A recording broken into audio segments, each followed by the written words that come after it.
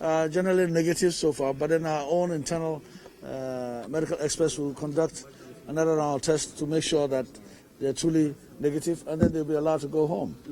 I think it's a joy to have citizens coming back, and it's nice to see that they're handling themselves quite well. The briefing that we've given to them, I think it's gone down quite well with them, and I expect that they will cooperate. I really don't know whether this is the beginning of the exercise or not, because I know the Foreign Ministry has been working on that. That's what I would consider to have been the beginning of engaging the foreign counterparts to try to bring them back here. But I guess you may be right in saying that it's the beginning of housing them back home and taking them through the process that they have to go through. And I think the most important thing to be concerned about is the resettlement. For them to go back home, for them to find jobs, for them to engage themselves more productively. I think that's a real headache that we all have. They're not the only ones to be concerned about. I think with those who are here, some of us who have lost their jobs, who are temporarily off the job because the business have closed down. This is a tough battle that we're fighting with, and I think all the good measures that have been announced by the President to find relief for some of the businesses and to support them, to stand on their feet, as it were, to make sure that the economy doesn't go down. These are all the important things that government is set to do, and that's what the President and his government are doing, and everybody in Ghana seems to be cooperating, and we're very happy about that. Director General of the Ghana Health Service, Dr. Patrick Kumar Abuaje, also spoke to the returnees and explained the reason why they have to undergo the mandatory testing, and we'll speak to him and find out more from him on what to expect from the exercise that is expected to last for the next 14 days. My information, there are 241 from Kuwait. Our role here as health is to ensure that we check their health as port health, and in line with our protocol, we want to ensure that to curtail the spread of the virus, we are quarantining them for 2 weeks. We do a quick initial test this evening and tomorrow morning. Those who are positive will be sent to, based on their situation, would either be sent to an isolation center or treatment center, and then observe the rest for the next 2 weeks, and then redo a retesting before they are discharged. The purpose is to protect them from either getting infected or spreading the infection. I believe that they may have come in here with some tests, but knowing the way this virus behaves, if you are positive, negative today, doesn't mean I'll be negative tomorrow. So we are still going through our routine protocol to check and make sure they are healthy. We have a medical team at the campsite, but all their health needs to be taken care of until the period is over. Well, there's a team there ready to take samples this evening. We know they are tired, they've had an 8-hour journey, so very few, but tomorrow morning a lot of the samples will be taken and sent to a dedicated lab where the samples results will be done. I believe that by Monday morning or Sunday we should have some, late in the evening or Monday we should have some results that will allow us to quickly isolate them. But the most important, we don't want a situation where those who are positive mingle too much among them. So we are doing a very fast job. That's why there's a large team of lab men who are ready to take their samples and quickly get the results. We have prepared now. There are relatively decent places just in the outskirts of Accra where they will be kept and taken care of, fed and treated until this program is over. I believe that Foreign Affairs and other agencies are in touch with their relatives, and I think this was, I believe, was a request to be brought back home, and so I'm sure a lot of that has been done. As you see, you didn't see relatives here trying to behave the way it happened the first time, and so I believe a lot of arrangement has been made, and that they will be able to communicate with their relatives. And we're giving them talk here, we're giving psychologists talk to them, so they know exactly what they are going to go through. And so they know they are going to be there for 2 weeks, and after the test they'll be released. So we believe that this time, with that prior information, things will be better, and we expect less confrontation. We've been joined by the Deputy Foreign Affairs Minister, Mr. Charles Oredu, and he's going to give us some perspective and clarity on the issues so far. Thank you so much for joining us. Thank you. I'm grateful. Okay. So we understand that this was an offer from the Kuwaiti government to get these people. How long ago did this offer to get these people here start? Okay, so because of this novel virus, this pandemic, it led to a situation where most countries placed some restriction in the movement of people. So you have what we call lockdowns. As a result, most people were finding it difficult to cope because without working, you can't get anything, to buy, to take care of yourself and whatnot. So the Kuwaiti government was like, okay, why don't I make this offer to migrants in general? That I'm going to make this offer. If your government is ready, we can negotiate. The offer will be that if you are ready to go, we'll provide an aircraft, so that probably when you get to your destination, your government will also take care of the whatever existing protocols that countries were implementing. So this was communicated via our mission in Kuwait, and it came to Accra, the Foreign Ministry. Then we had a discussion, government had a discussion chaired by His Excellency the President. Then the decision was okayed. The decision was given that, okay, we are going to open this, border, give them an air clearance, for the aircraft to land. So it's sort of a collaboration between the two governments. The two governments had a discussion and arrived at this conclusion. Okay, is it the case that these people actually sent out information to the Kuwaiti government themselves, or because we're made to understand that some of them or most of them are deportees or deported from Kuwait? No, it will be difficult for them in a foreign country to even liaise with the government there. Of course, when they have any concern. No, I'll come. Yeah, that's what. Okay. So what they did was they sent these concerns to our mission in Kuwait, the Ghana embassy in Kuwait. Some even sent videos, some went viral. I got some of the videos. So based on this, we started the negotiation. Then the issue of whether they are, I will call them returnees. Returnees being that, they are people, they are Ghanaians who found themselves who went there, and as a result of the lockdown, they found it difficult. And when this offer was made by the Kuwaiti government, they jumped on the aircraft and they came back. The reason why this clarity is being made is that, for a deportee, to be called a deportee, you should have flouted a law. It could be an immigration law, it could be one of the local law of your hosting country. Then normally such countries will subject you to a court process. If you are found culpable, if you are found guilty, then you are deported. But most of these people don't fall into this category. Some were there, they had this offer, then they took advantage of the offer. So we can't classify all of them. I would say they are all returnees. So they are Ghanaians who found themselves stranded. An offer was made. Ghana government negotiated with the Kuwaiti government. They got on board an aircraft. They are in now. So the Citi Newsroom, we've been joined by the Chief Legal Advisor at the National Security, Mr. Osei Bunsu Dixon, and he will be explaining to us what the formalities will be after they leave the hall tonight or this evening. Thank you so much for joining us on the Citi. Yes, thank you and good afternoon.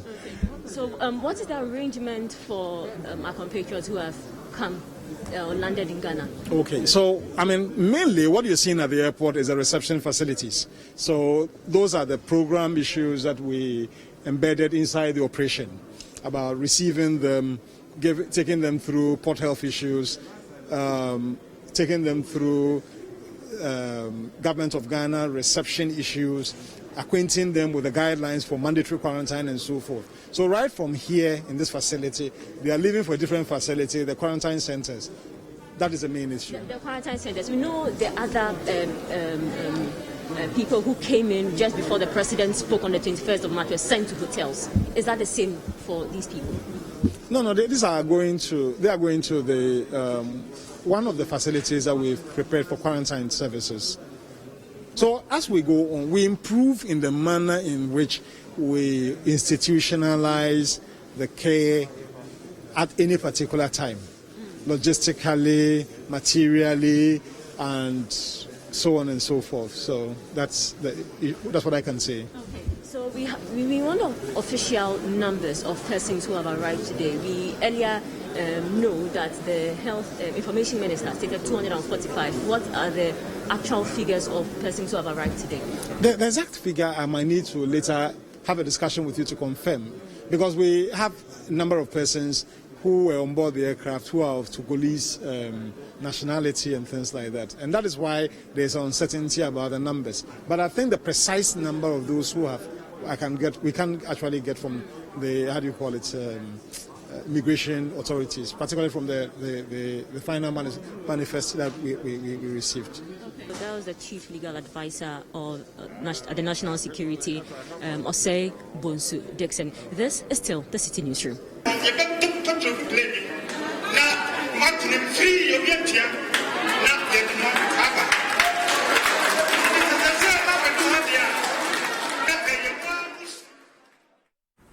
Now, Ghana has recorded 131 new COVID-19 cases, pushing the country's case count to 6,617.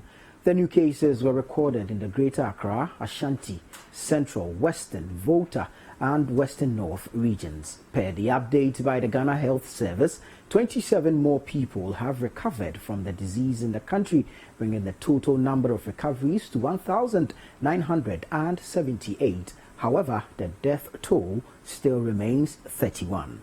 The following report has more.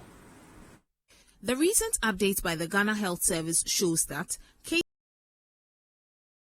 crossed the 1,000 mark at 1,010, with Greater Accra maintaining the lead with 4,780 cases. Western Region, on the other hand, has recorded 13 new infections, with all the cases coming from the Prisiahuni Valley. The Central Region recorded 10 new cases since the last update about 24 hours earlier. Western North and Volta regions recorded 4 and 1 new cases respectively. According to the Ghana Health Service, the new cases were detected through the routine surveillance and the ongoing enhanced contact tracing exercise. Meanwhile, the Eastern Regional Capital, Koforidua, has confirmed 2 new cases of COVID-19. The 2 individuals are staff of 2 hospitals in the region. Deputy Eastern Regional Health Director Dr. Albert Antobre Boateng says the 2 were contacts of persons who tested positive for the virus. According to him, the Health Directorate is trying to establish contact with all persons they may have come into contact with. Koforidua, we've identified new cases. In Koforidua, 2 new cases. And unfortunately, both of them are health staff at different hospitals, yes. All of them are contacts of a case. As of now, we have more than 114 cases total in Eastern Region. But as I told you about 2 or 3 days earlier, our rate of increase is lower. The number of cases compared with the time that the increases come is very low. These particular 2 new cases in Koforidua, one of them, the contacts, we've not been able to get all. We've got some, but 1 or 2 have traveled, and we have taken their telephone numbers, contacting them to be able to ask them to come so that we take their samples. You're watching the Citi Newsroom on Citi TV. Coming up ahead, Chief Imam calls for responsible celebration of Eid al-Fitr as the country continues fight against COVID-19. Details of this and many more right after this break. Don't go away.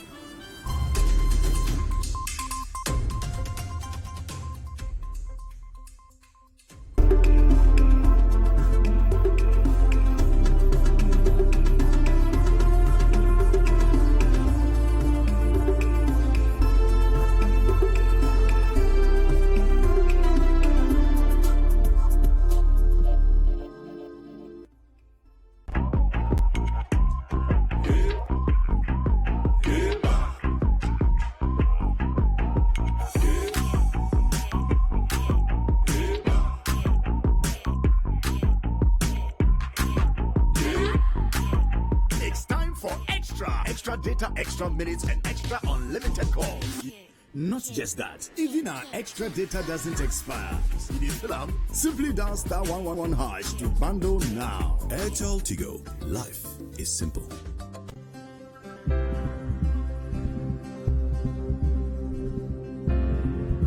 And people are opening doors for me, or driving for me, or giving me a huge respect.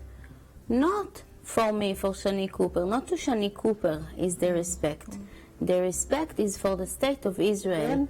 One day I was in Quebec, vacations with my cousin, and someone calls me from Brazil saying, "Do you want to be ambassador in Ghana?" I said, "Yes, I do."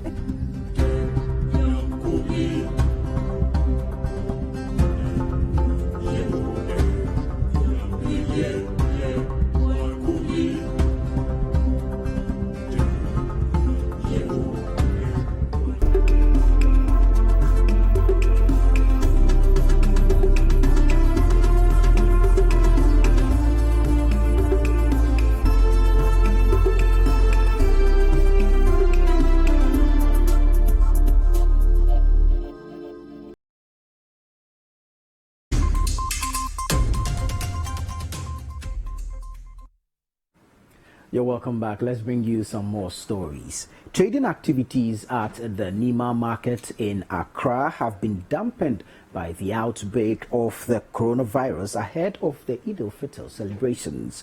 For traders at the market, although they are recording low sales due to customers' neglect of the market for fears of contracting the virus, a successful completion of the 30-day Ramadan is enough to be grateful for.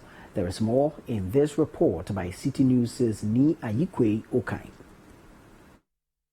The Eid al-Fitr celebration is often characterized by Eid prayers, festive meals, charity, and social gatherings to mark the end of the one-month-long dawn to sunset fast by Muslims. Unfortunately, the bit of congregational prayers and the parties, carnivals that are organized after cannot take place in this year's celebration due to the coronavirus pandemic, which has occasioned a ban on public gatherings by government as part of measures to contain the spread of the disease. This in itself has reduced business activities at the Nima markets in Accra. More often than not, the market is usually brimming with human trading activities with very little or no space at all for one to locate a food. However, due to COVID-19, many customers have deserted the market as traders of assorted food items sit with their chin in arm and others engaging in conversations. Vendors of poultry at the market have also reduced the number of birds in their cages to avoid incurring losses. The traders say they are recording losses due to the virus. In the olden days, we have a lot of market. We brought a lot of these fowls, but these days, I don't know, because of this coronavirus or what, there's not a lot of this in the fowls, and then there's no market. So I don't know why. So I'm sure because of this coronavirus, that's why market not decrease. Not because of this one. We normally sell a lot. Even some years ago, we even brought plenty. Even this 2K can be full of fowls, and then you saw it will finish, and then we'll go back and bring some in addition again. But because of that, we even brought small one, but there is no market.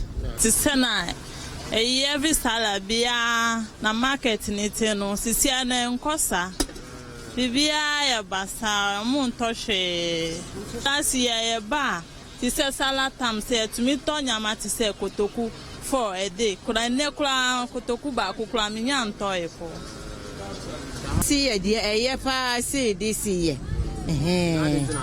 yeah, because of yare na ba no na obia suro se obepue ewo market and to obia to fear is a sense to scan you and you obia na di market na obeba be kasa ebia oba be di dwa ni nkwala enti ebia nipa wonye sika kakra bia wo beto mpabo ana se dia nkwala be hye na wadwane akofie. These head porters recount to Citi News their experiences of previous Eid al-Fitr celebrations at the market and compare it to this year's. ba no ma yetimi nya sika ye de epe bia send ye ma amenu mudu e mo bia de bia ye de opeye nua no nketo anom but this time na lockdown abana ma ha no ma go through sala ikura ye ura mi ikura bosu ye nim de ebe ye oso ku obokro no sesi ya enye yi hunu se ne de high slow pa we high slow so what I say Kenya sa duru se dia Ramadan ending ne se no obun se high busy na high butu kameka sa ikura ka wonte.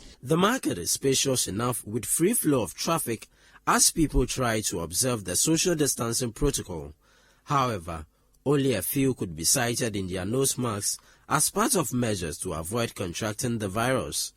There was less pressure on traders at the Nima market ahead of the festive season, but for some of the traders, a successful completion of the Ramadan is enough to be grateful for. By this time maybe I am busy. By Yankupo de Yanko Yadum de Tianquam, the Yamiasi, by Bibia de Akolo Kra. I was sent a yetna. Bibia uncle, Obiba Baku, Oba Baku, a Sanasicano, a short to Uton idea, a Juman Kora with you. Utanafia one ever mount. And see a Baba Biako, first Uba, we Nanko, we won't send the Papa Quasita. As I say, I will be about Baku. Any day, Aquaphone. And so Aquaphone here, tears in a young way, as I did Sadamano. When you may one bony, yes, 1 hour to the Hoyas. And to so would GDA, and you'll be never catch it out fair. The Aquan say, but as here, it to the about 2 be a faster than They say they will observe the festive season with strict adherence to the social distancing directive to avoid contracting coronavirus. Me bomb price me yemi me weya o me fie and yet say first no yare anti corona obi kan asem yentimi mpue enti ye o fie a me ne me ba no me rob brother no na ya ye se akokọ bia lai sufu bia ja tinkon de machine po ho ye di kwa aka na ya ye lashe say Emma Kwandi them we can say po anti e be ye ni fie e be tre fie ni abon ba ye ya di akire nyame. Nima market here in Accra. Amni Ayukwe Okain for Citi News. The month-long fast by Muslims across the globe is usually climaxed with celebrations of large gatherings. Muslim families put on their best of clothing and congregate in mosques to give thanks to their Maker for seeing them through Ramadan. Food is often prepared in Muslim homes and shared among relatives and neighbors as a way of showing love and marking a new year in the Islamic calendar. But with a ban on social gatherings still in force due to COVID-19, there is a decline in activities linked to the celebration, such as the sewing of new apparel.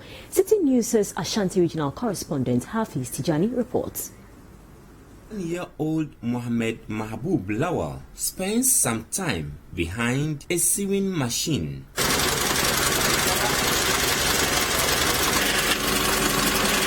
For the past 35 years, he has sewed dresses to a number of customers and other individuals.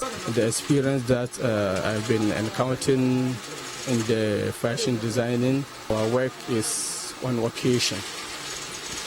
Normally during Estimas festivities, Easter, Eid al-Fitr, Eid al-Adha, and so on and so forth. But with COVID-19 affecting every sector of life, Lawal's business is no exception. He sews not less than 100 dresses during every year's Eid al-Fitr. But the situation is different this year due to COVID-19 restrictions.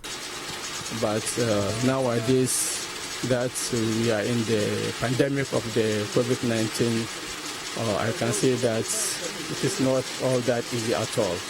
Yeah, the work has run down because of the gathering, because people have been used to come to sew their clothes,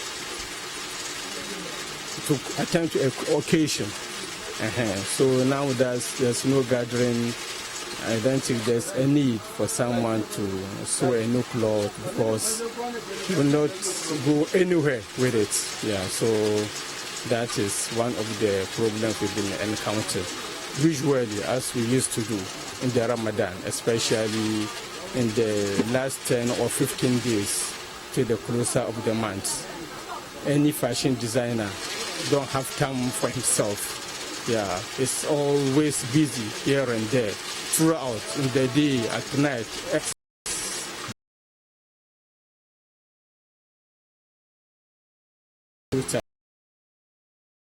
Shops across the Ashanti regional capital, Kumasi, have similar concerns. Hajia Adipa, as she is popularly called, shares similar sentiments. Dinki dai shekaran gaba mu yi komi ba wanda muka yi muka tara za mu sai ma ba sai ba muka zo inda muka zo muka zauna haka muke tashi ba a shiga ba a fita yan boda yan wane ne ba mai shigowa yasa haka muke gashi mun yi mun daddaure mun ajiye ba sai.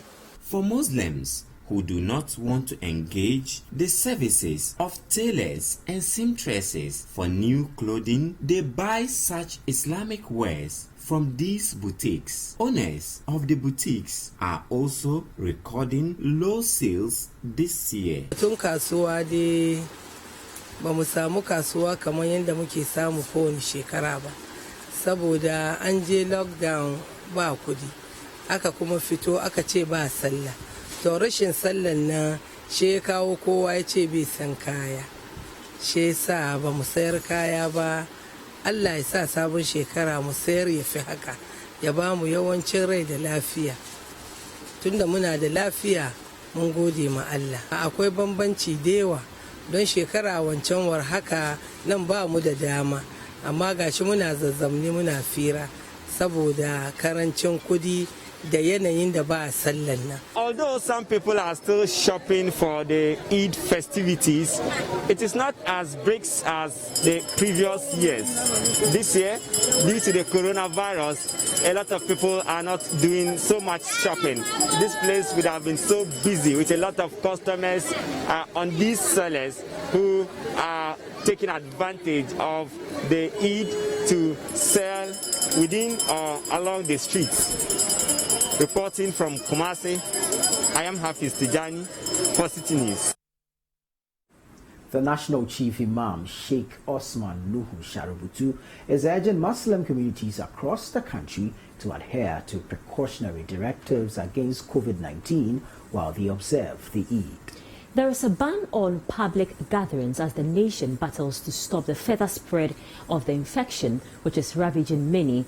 Eid al-Fitr climaxes the one-month-long fast for Muslims. Now, during previous Ramadan seasons, Muslims congregated every evening at the mosque to pray before breaking their fast.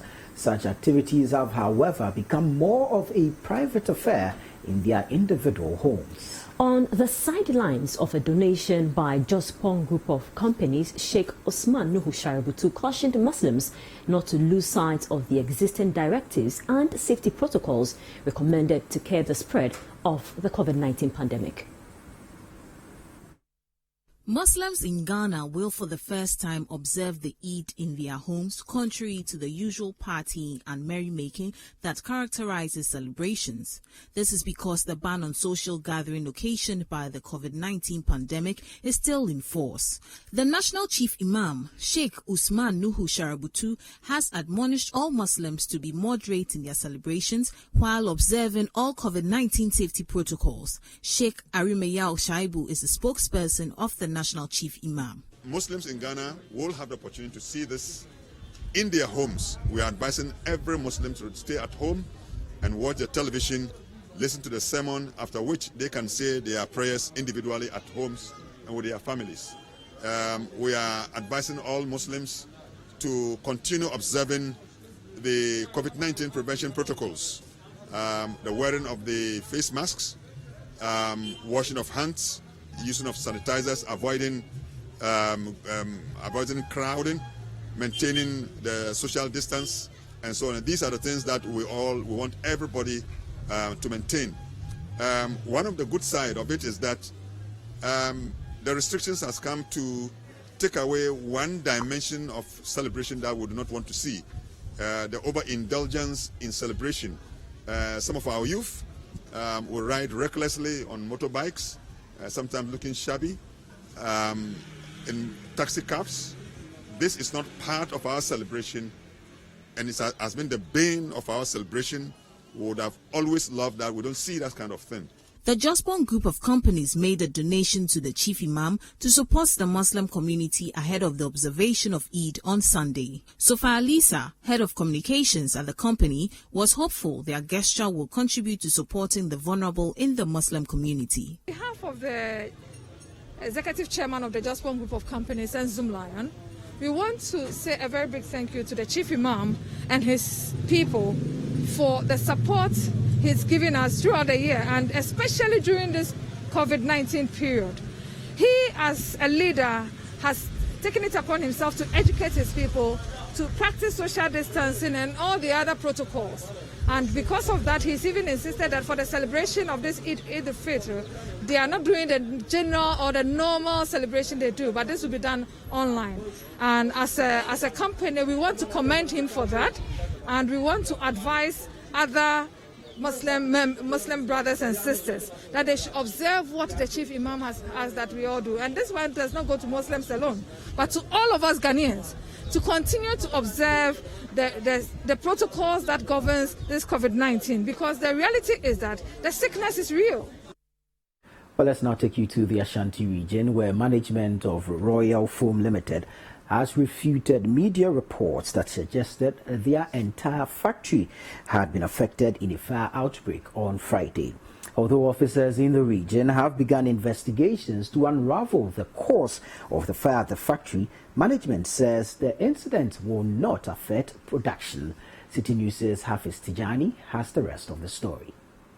The fire, which started at about 5 p.m. on Friday, took fire officers more than 4 hours to control completely. The intensity of the fire was attributed to the combustible nature of the raw materials used for the production of mattresses and other products at the factory. The unavailability of fire hydrant around the factory also compounded the situation, as officers had to move to other areas to refill their tenders. Fire officers have begun investigations and assessment after the incident. As you can observe, we came here early in the morning to continue with our fire investigations, and we have realized that a lot of their chemicals used for the production of their foam has been damaged by the fire, or more or less destroyed by the fire. And looking at the intensity nature of the fire, the affected portion has also caved in with burnt roofing sheets and then broken or even falling apart beams and columns. Our preliminary investigations have led us to the origin of fire, where we are trying to excavate to actually know the exact cause of the fire. So by close of day tomorrow, we should be able to finalize what actually led to the fire. But as you can see, the electrical systems have been affected, the building and the content with respect to some production materials to have been destroyed. It runs into millions of Ghana cedis. As we do the excavation, we would ensure that the other portions that pose other risks are also pulled down. Executive Director for the company says production will go on despite the incident. It's never true that the entire factory that is on fire. It's a unit and part of that unit. It's not even the entire unit. It's only where the raw materials have been kept. The finished product production is going on. As you came, you see that the workers are there. They are all working. So we don't have problem as far as the factory is concerned. It's just a portion of it. And it's not every chemical or the products that have been erased down. So everything is intact. It's not everything. As I said, we still have materials to continue with the production. But those that were in that place, that have been raised down. Okay, so we are still in production. I think it's premature for me to talk about the losses that have been there. It's premature. So at the right time, we will come out with the figures. Fire officers and management have restricted movement to the building that was affected by the fire. This is still the Citi Newsroom on Citi TV. Coming up, some Okada riders in Accra attribute their disregard for social distancing to the negative impact of COVID-19 restrictions on their livelihood.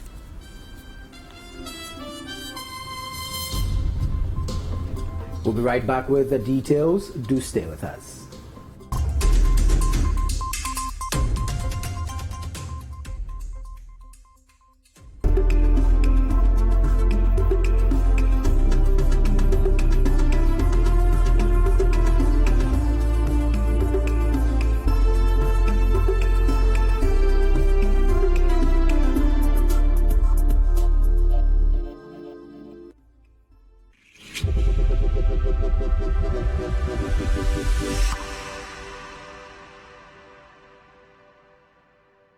Hello everyone, my name is Dominic Adu. I am the Chief Executive Officer of GHL Bank. From our humble beginnings as Ghana Home Loans, we've introduced innovative home finance services to acquire homes they could call their own. Our razor-sharp focus on satisfying the needs of our customers and our core values kept us growing by leaps and bounds. And in time, we became a universal bank, offering mainly retail banking services in addition to the home finance services that we've become so well known for. Today, we're excited, happy, and proud that we found a partner with whom we're going to grow stronger from here on and ever after. Ladies and gentlemen, allow me to introduce my good friend and colleague, Richard Hudson. Thank you, Dominic. Hi all, I'm Richard Hudson, the current CEO of First National Bank Ghana. Like Dominic, I'm extremely excited by the opportunities this deal presents. First National Bank Ghana is a subsidiary of the FirstRand Group, which is one of the largest financial institutions in Africa and which can trace its roots back to 1838. We are very proud of our history, but even more energized by what the future holds for us. We have been in Ghana for just under 5 years, and although we are very pleased with the progress made, the injection of significant additional capital meant that we needed to ramp up the business to best utilize this valuable resource.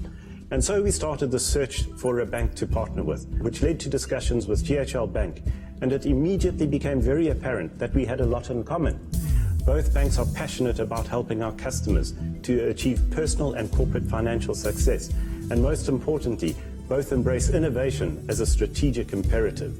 It was on this basis that we decided to join together to share a common vision of being the best bank in Ghana. We are truly delighted at forging a relationship with Ghana's foremost and best-known mortgage service provider. It is a partnership forged in innovation, customer satisfaction, and the delivery of world-class banking services. And for us at GHL, we're more than delighted to be teaming up with a multinational bank like the First National Bank. We believe the American industry in Ghana. Our combined staff strength and our increased branch network means that the new and bigger bank will be closer to you, bringing our products and services to your doorsteps. Our ultimate objective is to be your preferred partner in your quest for individual financial independence and business success. We have a great team, and I'm really looking forward to leveraging off each other's strengths to build a much better, much larger bank together.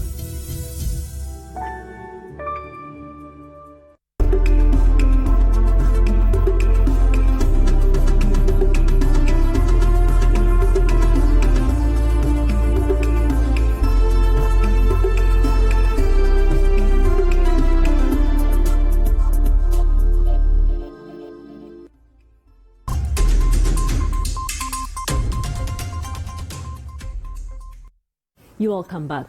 Commercial motor riders have attributed their disregard to the President's directive on pillion riders to the impact of the novel coronavirus on their livelihoods.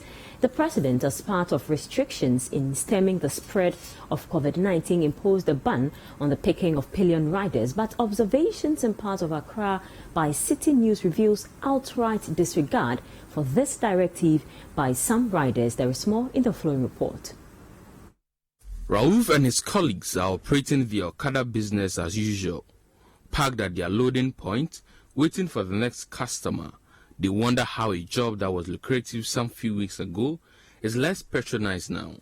Their daily trips have reduced as they continue to record low patronage due to the government's renewed ban on their activities as a result of the outbreak of the novel coronavirus. Nobody has been here. I came in the morning, I left around 1 to pray. After prayer, I came back. Up to now, I haven't taken anyone. How do you feel about it? Oh, I feel bored because I have family to feed. Hey, I feel bored for myself because I have enough to do with money, but I'm not getting the money. But the low patronage and risk of contracting the virus cannot even deter them from providing services to customers who come seeking. They believe staying idle without working will pose more danger to them than COVID-19. We can stay at home doing nothing. You understand? And we can stay at home and coronavirus is going to kill us with anger. We're not afraid. Afraid of what? I'm afraid of anger. I'm afraid of anger. We are afraid of anger than coronavirus. Is that so? Yes, we are afraid of anger than coronavirus. This is an argument law enforcers will not heed to as they continue to sensitize the riders against their disregard for the directive. You cannot board motorbike because you get crowded and you cannot maintain even an inch. It is all about awareness creation. It's all about sensitization. It's all about all of us supporting. Though the riders agree that it's difficult to enforce social distancing on the motorcycles, they say efforts have been put in place to ensure the safety of themselves and their customers. As you can see, we are all here with our nose masks and hand sanitizers. You understand? So we make sure any passenger we pick, the person has to cover his nose and stuff. The person said nobody's pick 2 motors. Some of the motorbikes are doing deliveries. You understand? Yeah. We do deliveries, and when the deliveries doesn't come, we have no option but to pick people for money. You understand? And we have to also be careful. No. Because of the virus, we don't give element. We don't give element. We don't give up element. Because if you wear it, then another person will wear it. It's too dangerous, so we don't give element. No, we don't give them second because of the virus. We don't give them second element. No, we don't have it. All of us, nobody is using second element because of the virus. Some even believe that they cannot be infected with the virus. We like this, we are having sanitizers in our pockets, and then as you can see, we are wearing the nose masks. And then if you sit, for motorbike there, if you sit, as they move, the air they blow backwards, it's not blowing in the front. So I can say like motorbike like this is safe for us. It's blowing backwards, yes. The air is blowing backwards. So you are safe? Well, we are safe. We are safe. So the president should allow us to job some more because we don't have anything doing. As our colleagues are AAMAs, fire service, well, we don't have anything doing. Such comments, together with low level of prosecution for persons who flout the rules, appear to be frustrating a task force formed by the Accra Metropolitan Assembly to enforce various COVID-19 protocols. As for the motorcycle, they don't obey the rules and the directive the government gave. So they are still taking 2-2, and even when we arrest them, we will send them to the police station. Later you see that they are still working. When we speak with them or we spoke with them, they don't mind. They don't mind. But their concerns appear to be addressed as the National Motor Traffic and Transport Department of the Ghana Police Service together with their customers. Without the tacit support of the prospective passenger or the pillion rider, I don't think the rider will just come and carry you on the motorbike as a pillion rider. We are encouraged. So I also want to speak to all Ghanaians that it takes 2 to tango.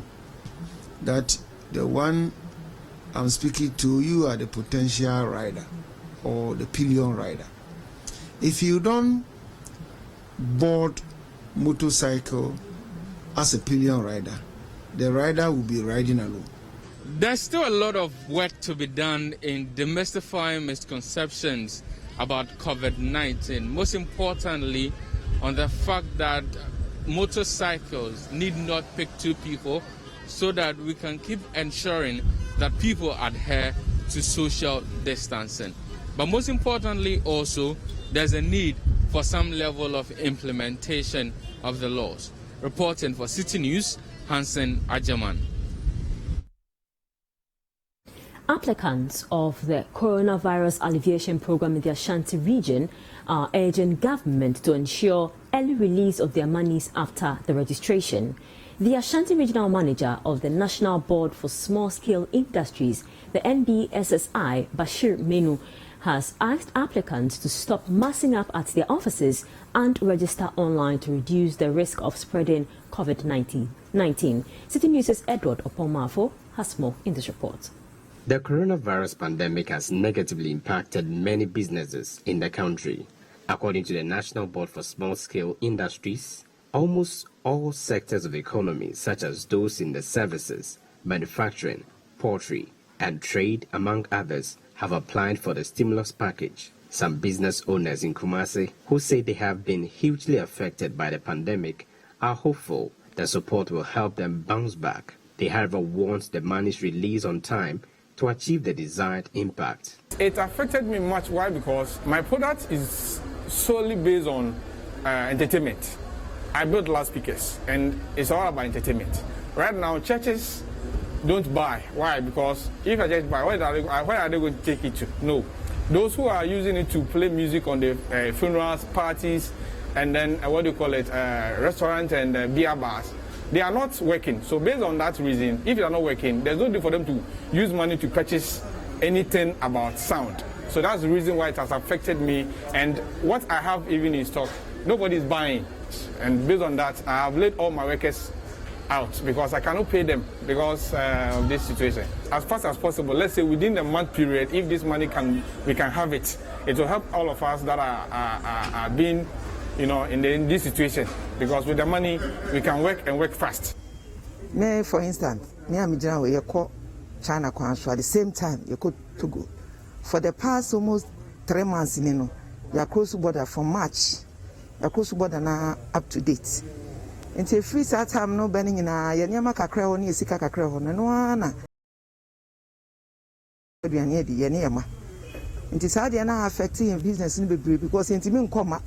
Any aton any enya emfaso yen hwe de ayede enti ama yesika botene da ho no eno ana yedi sesi ye ne kase sesi ye gina ha nei kura no se de ade se de no ko na wotimi bua ye na nka bedu na wotwe se ne na nka yensa ka sika na enka ye pe de enta ye pe ne se ye te Ghana enya ntade ton ko a ene wa ha emekoton e wo ho entosi ton wo ho amango ton wo ho enti se wada no ya tumu na kakra na ode beboy no odu ye de mayen ya yesi be hunu dwuma ye de be ye ekosi se obebie wada no ameyan so yetimi Newsroom ya kofa ne ma beton. Ashanti Regional Manager of National Board for Small-Scale Industries, NBSSI, Manu Bashir, in an interview Citi News said, as the body in charge of the application, they will ensure due processes are followed. This fund is in the pool, in the kitty, and then everybody is more or less struggling to have a piece of it.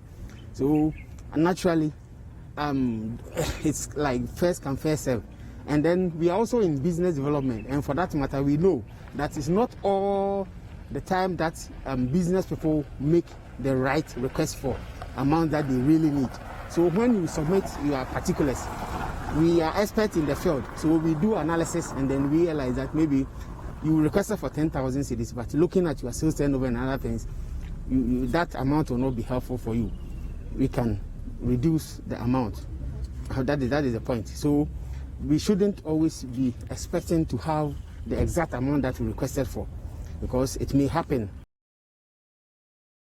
you do not really qualify for the amount you have requested for because your other particulars may not support that. He, however, advised applicants to stop massing up at NBSSI offices and rather use their call centers or online platform to help curtail the spread of COVID-19. We have put a lot of numbers in the public domain.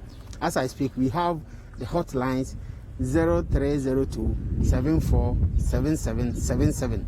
You call this and there are a lot of receivers online ready to support you. You can ask your questions in about 4 or 5 major languages. So that is one. And so virtually, if you have any of the numbers of our business advisors or our officers at the district level.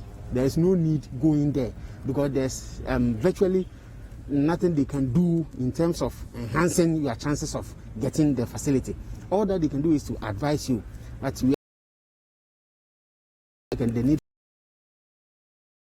we advise as much as possible that people should rather use the call center lines and or call the business advisors that they've been working with over the years. Mr. Manu Bashir says, although the package is for persons who were already engaged in business and have been affected by the pandemic, those who have come up with innovations to help fight COVID-19 can also apply. And that'll be all on the Citi Newsroom. Our website, citinewsroom.com, has more information on our top stories and more.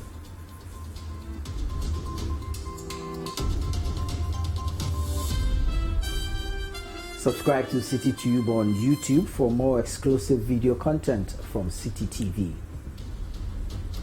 Download the Citi Newsroom app from the Google Play Store and keep updated on the go. You can also watch Citi TV on DSTV channel 363 and on GoTV channel 182.